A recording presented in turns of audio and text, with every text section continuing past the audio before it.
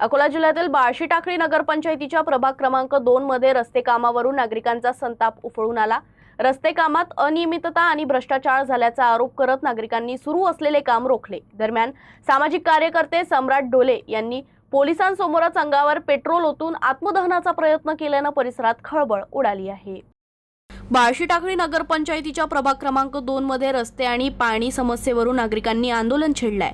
माहिती अधिकारांतर्गत 8 ते 9 महिन्यांपूर्वी मागवलेली माहिती अद्याप देण्यात आली नसल्याचा आरोप करत नागरिकांनी सुरू असलेले रस्ते काम रोखले। यावेळी मुरुमाची ट्रॉली आणि जेसीबीचे कामही अडकवण्यात आले।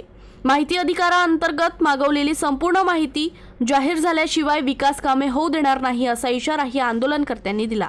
या प्रकरणी जिल्हाधिकाऱ्यांकडे निवेदन देऊनही कोणतीही कारवाई झालेली नसल्याचा आरोप करण्यात आला। दरम्यान सामाजिक कार्यकर्ते सम्राट ढोले यांनी पोलिसांसमोर अंगावर पेट्रोल ओतून आत्मदहनाचा प्रयत्न केल्याने काही काळ तणावाचं वातावरण निर्माण झालं।